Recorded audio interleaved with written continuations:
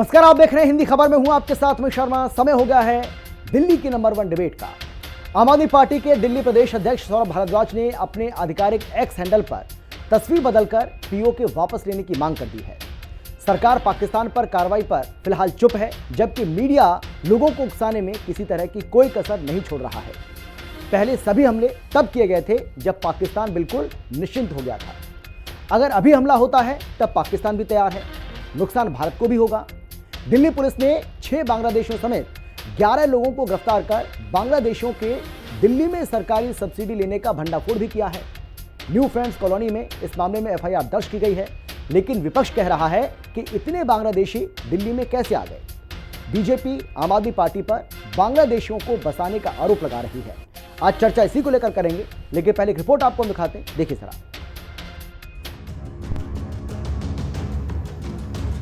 आम आदमी पार्टी के दिल्ली अध्यक्ष सौरभ भारद्वाज का कहना है कि पहलगाम आतंकी हमले के बाद देश के हर धर्म, जाति, संप्रदाय और समुदाय के लोग प्रधानमंत्री नरेंद्र मोदी के साथ हैं।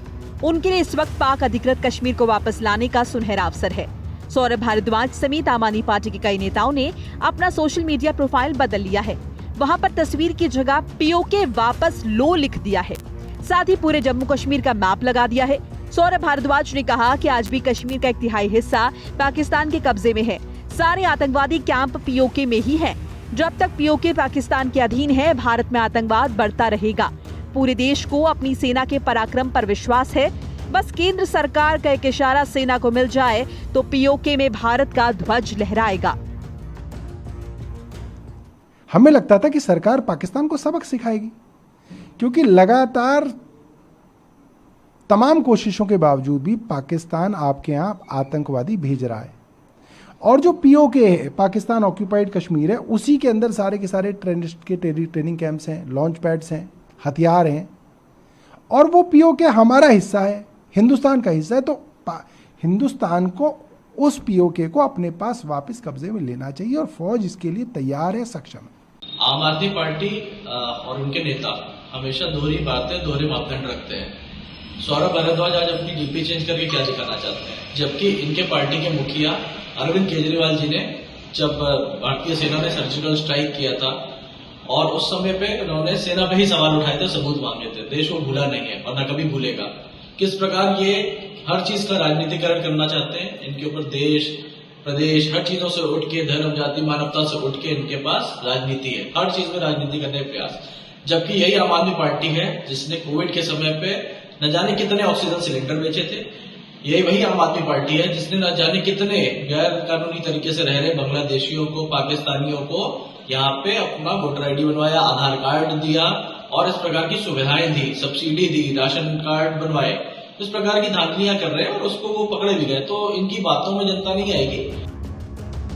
जानकारों का मानना है कि पाकिस्तान पर किसी भी हमले के लिए ये वक्त सही नहीं है। भारत को लेकर उस वक्त पाकिस्तान पर हमला बोलना चाहिए जब वो लापरवाह हो। दिल्ली पुलिस ने 6 बांग्लादेशियों समेत 11 लोगों को गिरफ्तार कर ऐसे गिरोह का भंडाफोड़ किया है जो बांग्लादेशियों को अवैध रूप से भारत में प्रवेश करवाता था। उनके लिए आधार कार्ड और दूसरे दस्तावेज बनवाता था। इसके एवज में 25,000 रुपए लिए जाते थे। गिरोह का सरगना 55 साल का चांद मियां है। चांद मियां की सूचना के आधार पर चेन्नई से 33 और अवैध अप्रवासियों को पकड़ा गया है। स्थानीय पुलिस ने वहां 2 एफआईआर दर्ज की है। इस मुद्दे पर बीजेपी आम आदमी पार्टी पर हमलावर है। बीजेपी का कहना है कि पूर्व की आम आदमी पार्टी सरकार ने बांग्लादेशियों और रोहिंग्याओं को दिल्ली में बसाया है। इन्हें सरकारी सब्सिडी वाली सभी चीजें भी मिल रही हैं।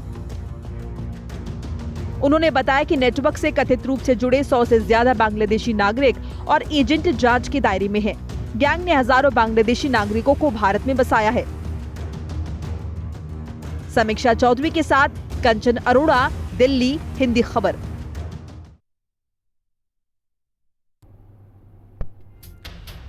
तो यही हमारी चर्चा का विषय है, इसी को लेकर हम चर्चा करेंगे। लेकिन कौन कौन खास मेहमान हमारे साथ मौजूद हैं, सबसे पहले उनसे आपका हम परिचय कराते हैं। हमारे साथ बीजेपी की ओर से अब से कुछ ही देर के बाद आर.के. मिश्रा जी जुड़ जाएंगे।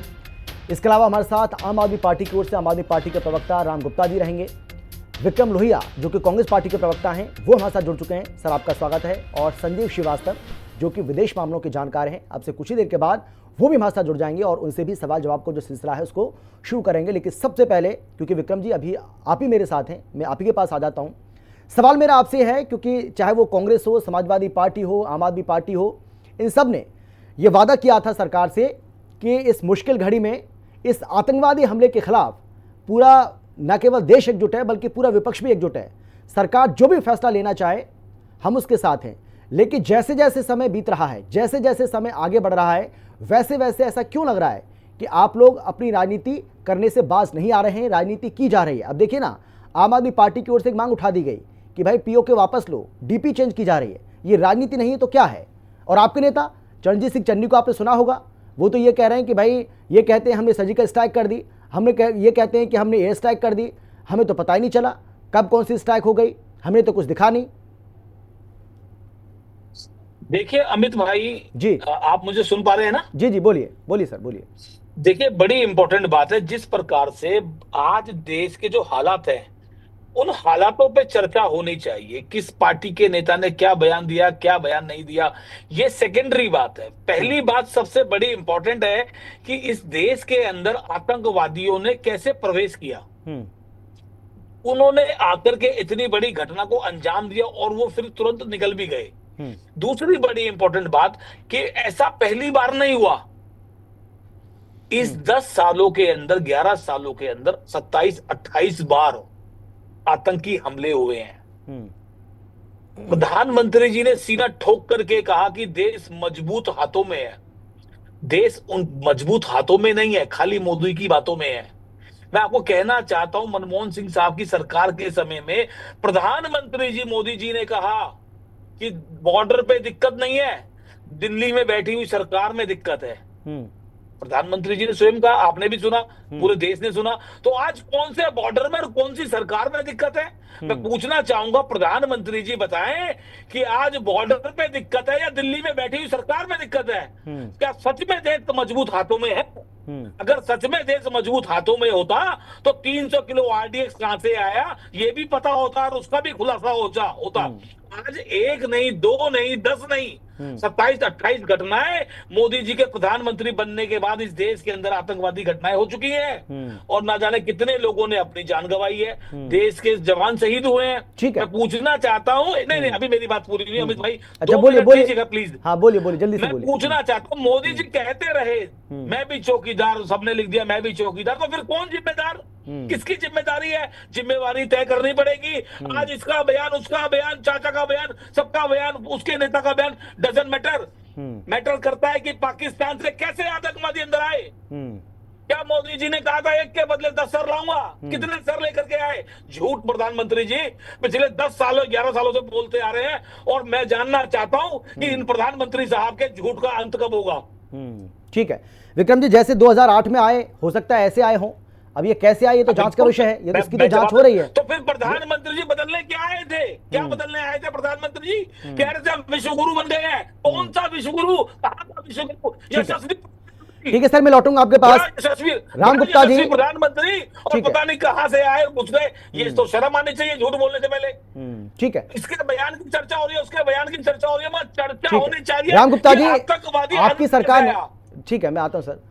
राम गुप्ता जी, आपकी पार्टी ने इस बात का दावा किया था कि भाई हम इस मामले में सरकार के साथ हैं, सरकार जो भी फैसला लेगी उसका हम समर्थन करेंगे, लेकिन ऐसा क्यों लग रहा है कि इस मामले को लेकर अब राजनीति करना आप लोगों ने शुरू कर दी है?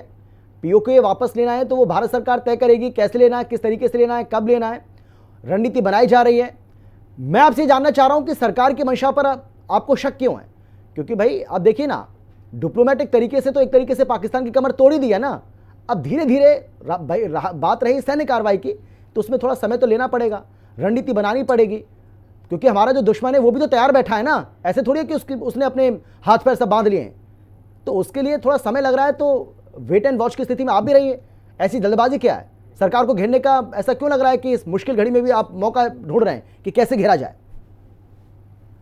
अमित जी, चूंकि आज का जो मुद्दा है बहुत ही महत्वपूर्ण है इस देश के लिए, जिस मुद्दे को 78 वर्षों से पूरा भारत इंतजार कर रहा है, जिसको 78 सालों से नासूर की तरह चुभ रहा था, आपने वो मुद्दा उठाया, उसके लिए आपको और आपके चैनल को साधुवाद। पहला पॉइंट जी। दूसरा, मैं आपको बताता हूं, मैं सबसे पहले आचार्य चाणक्य के एक जो है बहुत अच्छे वाक्य पर और उनकी नीति पर मैं आपको याद दिलाता हूं। आचार्य चाणक्य कहते हैं कि कटीली झाड़ी को अगर नष्ट करना है तो उसकी जड़ पर मच्छर डालो, कटीली झाड़ी स्वतः नष्ट हो जाएगी। मेरे घर के सामने एक गंदा जो है गड्ढा था, मैं काफी समय से देख रहा था कि उस गंदे गड्ढे की वजह से मेरे घर में और मेरे आस पड़ोस के घरों में खूब ढेर सारे मच्छर जो है आके आतंक फैला रहे थे मच्छर।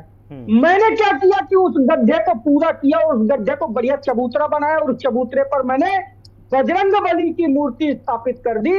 आज वो गड्ढा चबूतरे के रूप में एक मंदिर के रूप में स्थापित हो जाता है और उसके बाद वो पवित्र हो जाता है।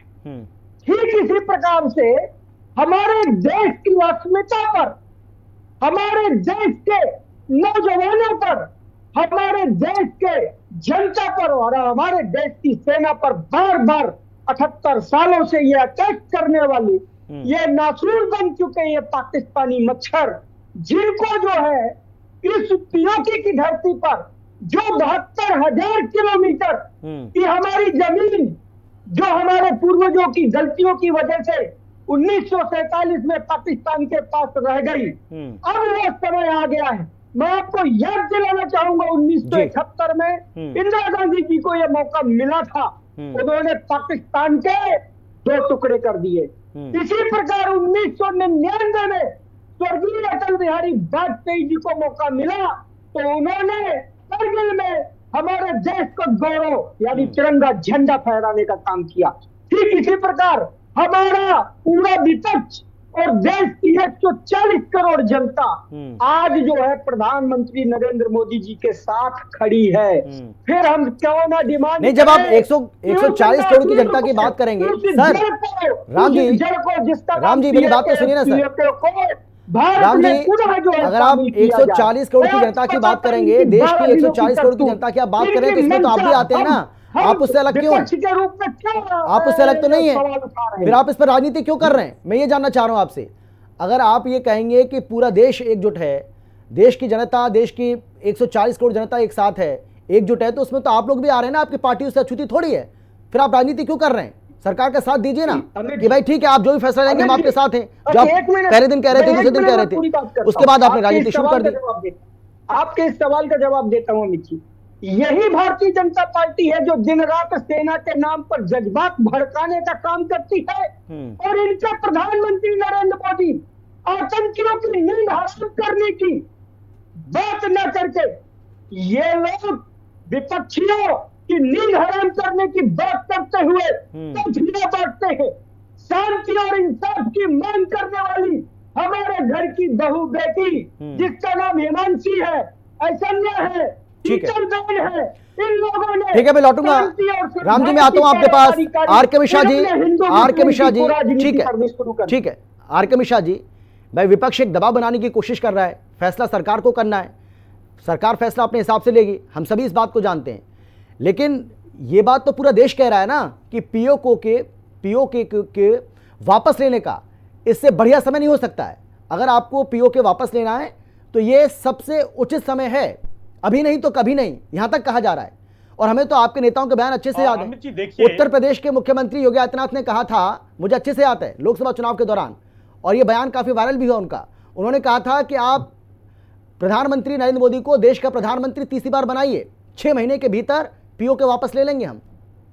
तो सर इससे बढ़िया मौका क्या होगा? अमित जी देखिए, ये पीओके का जो मुद्दा है वो हम देख रहे हैं जो किस तरह से ये हमारी सरकार और सेना के ऊपर में छोड़ देना चाहिए। जो स्थिति क्या है, परिस्थिति क्या है, क्योंकि हमसे बेहतर सरकार भी जानती है और हमसे बेहतर सेना भी जानती है।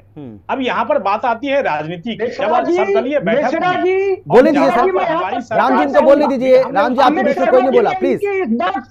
इत्तेफाक रखता हूं, ठीक है, मैं आपको बता दूं, सर आपको जवाब का मौका दूंगा मैं। सेना पर छोड़ने का राम गुप्ता जी मैं आपको जवाब का मौका दूंगा। आर के मिश्रा जी को अपनी बात पूरी करनी दीजिए प्लीज, प्लीज। ये तरीका नहीं है सर, फिर मुझे आप नहीं प्लीज उनको सुनिए भाई, आपके बीच में कोई नहीं बोला। बोलिए आप, बोलिए सर।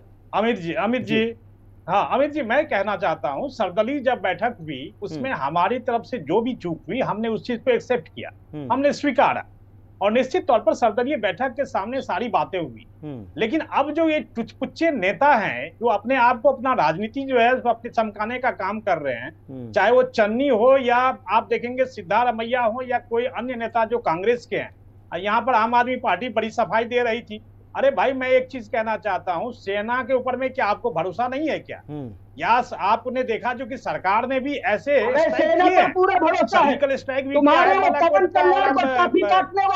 हमने देखा है जो कि किस तरह से एयर स्ट्राइक भी किया हुआ है। तो सरकार और सेना में जिसको विश्वास नहीं है, मुझे लगता है राजनीति करने से कोई फायदा नहीं होगा। अब देखिए, चन्नी साहब ने बोल तो दिया, राम गुप्ता जी, भाषा पर संयम रखिए प्लीज, भाषा पर संयम रखिए, भाषा पर संयम रखिए, ये अच्छी बात नहीं है। और आर.के. मिश्रा जी को बात अपनी पूरी करनी दीजिए, क्योंकि आपके बीच में कोई नहीं बोला था, ये तरीका नहीं है। भेज देते हैं प्लीज, ये तरीका नहीं है डिबेट का सर। आप ही जाकर, ऐसा तो है नहीं कि आप पहली बार डिबेट में बैठे। बोलिए सर। अमित जी, बोलिए आप। अमित जी, मैं एक चीज कहना चाहता हूँ, जो राजनीति जो करने वाले नेता हैं वो हम कह रहे हैं जो कि अपने वक्तव्य तो दे देते हैं, लेकिन जब उनके सुप्रीमो कहते हैं जो कि भाई पार्टी लाइन से हट करके कोई वक्तव्य नहीं देगा, कोई बयान नहीं देगा, तो इनकी स्थिति क्या हो जाती है। अभी बड़ा बढ़िया, अभी विक्रम साहब बड़े ही मतलब फुदक रहे थे इस चीज को लेकर के। अरे भाई, चन्नी हो चाहे अन्य नेता हो, उन्होंने आपके पार्टी लाइन से हट करके किसी ने कोई अगर बयान दिया है तो पार्टी के नेता तो कह रहे हैं जो कि पार्टी लाइन से हट करके कोई बयान नहीं देगा, सरकार के साथ खड़ी है पार्टी। तो फिर आप मैं आता हूं सर, मैं आता हूं सर, कहां पर जाती है? मैं आता हूं, अपनी बात पूरी कर लें, आपको सेना के ऊपर में भरोसा होनी चाहिए जी, आपको सेना के ऊपर में भरोसा होनी चाहिए। और सेना जब करती है कोई चीज तो हमको और आपको बता करके थोड़ी करेगी।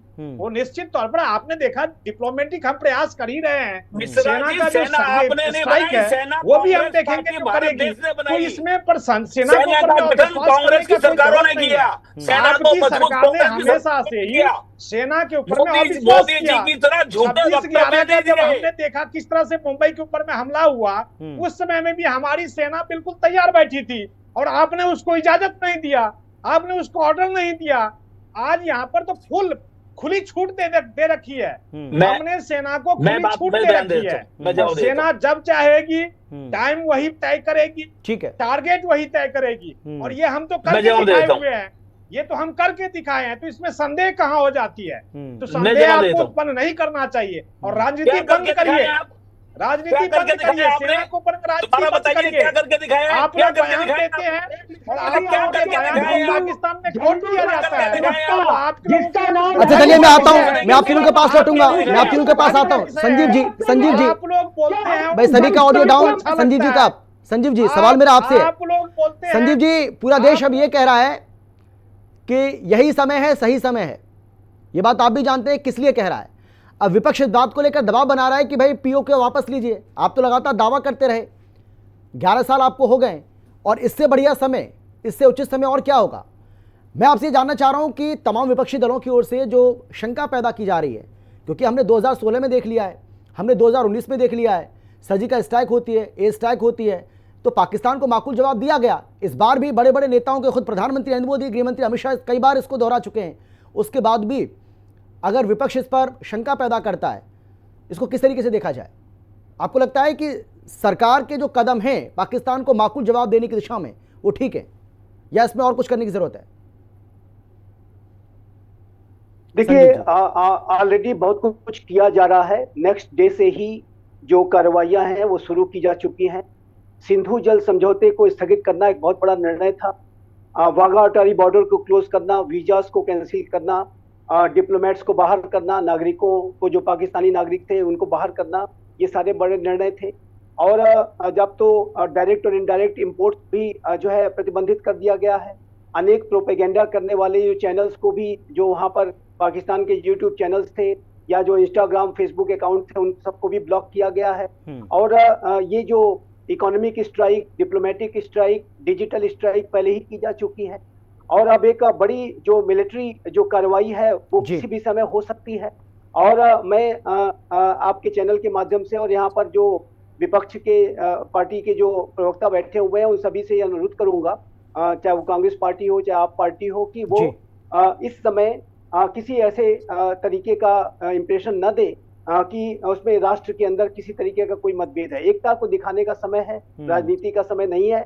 थोड़ा धैर्य रखिए और कार्रवाइयां जैसे कि मैंने कहा पहले भी की जा चुकी हैं, बड़े स्टेप्स लिए गए हैं और मिलिट्री एक्शंस जाहिर है कि ऐसे नहीं लिए जाते कि जो शत्रु को इस बात का आभास हो कि हम कहाँ क्या करने वाले हैं। और यदि कोई मिलिट्री एक्शन में किसी तरीके की कोई कमी रह जाती है तो फिर आप लोग कल को यही कहेंगे कि सरकार ने ये नहीं किया, वो नहीं किया। देखिए, ये राजनीति का विषय जरा भी नहीं है। मैं स्पष्ट रूप से कहना चाहता हूँ, ये आज का जो समय है राजनीति का विषय नहीं है, ये देश का विषय है। और ये देश में आप भी रहते हैं, कांग्रेस पार्टी भी इसी देश की एक जिम्मेदार पार्टी है, आप पार्टी भी एक जिम्मेदार पार्टी है और ये राष्ट्र की सुरक्षा का प्रश्न है और इसमें एकता की आवश्यकता है।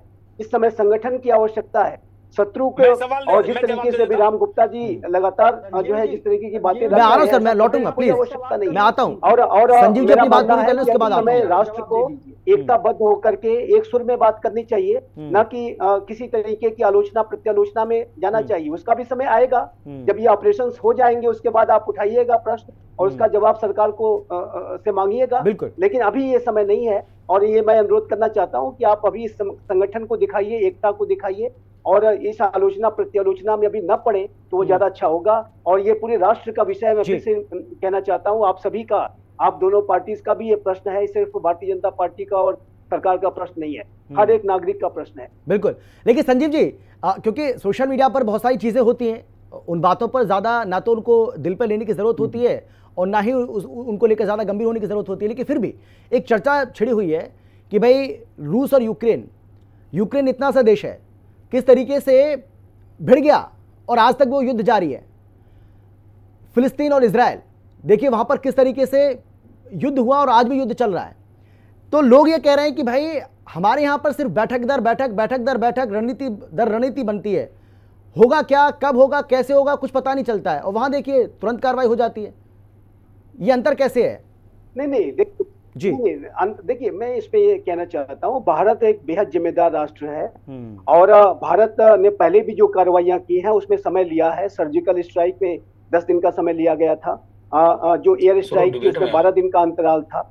और जाहिर है कि वर्तमान समय में पाकिस्तान पिछले जो भारत की कार्रवाइयों को और उसके पैटर्न को कहीं किसी तरीके का उसका गलत उसका असेसमेंट न करे और उसका कोई फायदा ना उठाए, उसको ध्यान में रखते हुए एक एलिमेंट ऑफ सरप्राइज को मेंटेन किया जा रहा है और शत्रु हमारी रणनीतियों को जरा भी भांप ना पाए, इस बात को इंश्योर करने के लिए नई रणनीति के तहत कार्य किया जा रहा है। जाहिर है कि हम एक ही तरह की रणनीति बार बार अडॉप्ट नहीं कर सकते और एक नई परिस्थिति में नई रणनीति और एक बिल्कुल तरीके से, ताकि इनमें जो है खेमे में पूरी तरह से खलबली मच जाए। पहले ही आप देख रहे हैं पाकिस्तान कितना घबराया हुआ है, आतंक है। पाकिस्तान के जो आतंकी आका हैं वो खुद आतंकित हैं आज, और जाहिर है कि वो उनके कर्मों की जो सजा है, उनके कृत्यों की सजा भारत ने देना शुरू कर दिया है। अगले दिन से ही सजा शुरू, ये कॉस्ट को इम्पोज करने की प्रक्रिया शुरू की जा चुकी है। तो ये जो पूरा जो भारत की तैयारियां हैं वो लगातार जारी है और ये जो तैयारियों को आप आने वाले समय में और भी बड़े रूप में देखेंगे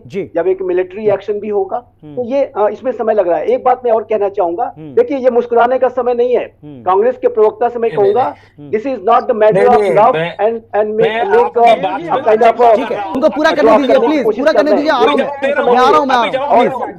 ये गंभीर मामला है, गंभीर विषय है, इसको आप गंभीरता के साथ लें। मैं आपको ये मुस्कुराने का और मजाक उड़ाने का समय नहीं है कांग्रेस के। और मैं एक बात कहना चाहता हूं, आप जो कह रहे हैं कांग्रेस के प्रवक्ता से मैं कहना चाहता हूं कि आप जो बड़ी कार्रवाइयों की देर हो रही है 26/11 की जो घटना हुई थी, सालों साल बीत गए, आपने कुछ भी कदम नहीं उठाए थे और आज सरकार के पास आप 10 दिन का समय आप देने के लिए तैयार नहीं है। किस फेज से आप बात करते हैं, किस मुद्दे पर बात कर रहे हैं सर? ठीक है सर, ये मैं कहना नहीं चाहता। मैं आता हूं, राम जी आऊंगा आपके पास। विक्रम जी आप बोलिए, विक्रम जी आप बोलिए 15 सेकंड में, गंभीरता को 15 से 20 सेकंड कोशिश कर रहे हैं, वो जरा जिस प्रकार से ठीक है, एकताबद्ध रहिए, एकता हो जाने का समय बाद में कभी बात कीजिएगा। देखिए मैं एक बात और कहना चाहता हूँ, मतलब जो आतंकी घटना घट गई उसका सरकार का जवाब न ले।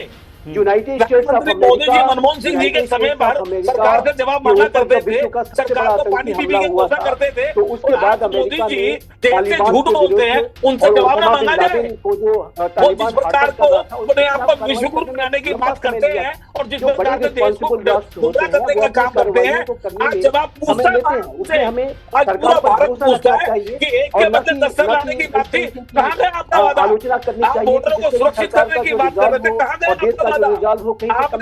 आपको शर्म आनी चाहिए प्रधानमंत्री जी और गृह मंत्री को। जब शिवराज पाटिल जी मुंबई अटैक के बाद इस्तीफा दे सकते हैं तो गृह मंत्री को इस्तीफा देना चाहिए। ठीक है, राजनाथ ठीक सिंह है, को जल्दी इस्तीफा से, देना ठीक चाहिए। है सर, समय बचा नहीं मेरे पास। हाँ राम गुप्ता जी बोलिए जल्दी से, 15 सेकंड। हाँ, मैं विदेश मामलों के जानकार संजीव श्रीवास्तव जी से सिर्फ एक सवाल पूछना चाहता हूं और उसका ईमानदारी से वो जवाब दे। हिमांशी असन्या शीतल बेन, इन्होंने आतंकी हमले में अपने जीवन साथी को खोया है।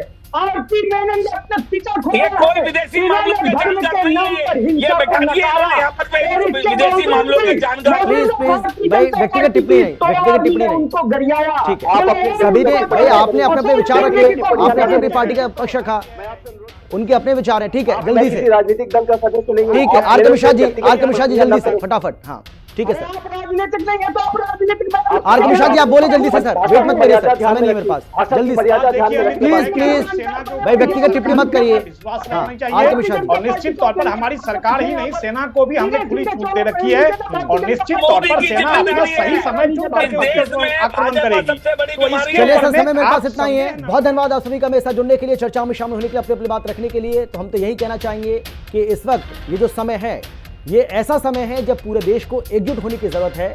सत्ता पक्ष और विपक्ष को तो खासतौर पर अपनी जिम्मेदारी को अच्छे से समझना होगा, क्योंकि राजनीति का विषय है ही नहीं। किसी भी पार्टी को इस पर राजनीति नहीं करनी चाहिए, क्योंकि भारत सरकार की ओर से तमाम तरह के प्रयास किए जा रहे हैं, चाहे वो डिजिटल स्ट्राइक की बात कर लें, चाहे हम इकोनॉमिक स्ट्राइक की बात कर लें, चाहे हम वाटर स्ट्राइक की बात कर लें। और अब बात रही कि भाई मिलिट्री ऑपरेशन या मिलिट्री एक्शन जो है वो कब लिया जाएगा, तो उसके लिए भी तमाम तरह की तैयारी की जा रही है और सरकार की ओर से बार बार ये कहा जा रहा है कि माकूल जवाब पाकिस्तान को दिया जाएगा। तो फिर इस पर राजनीति क्यों, ये अपने आप में एक अहम सवाल। फिलहाल इतना ही, आप देखते रहिए हिंदी खबर, क्योंकि हिंदी खबर पर खबरों का सिलसिला लगातार जारी है।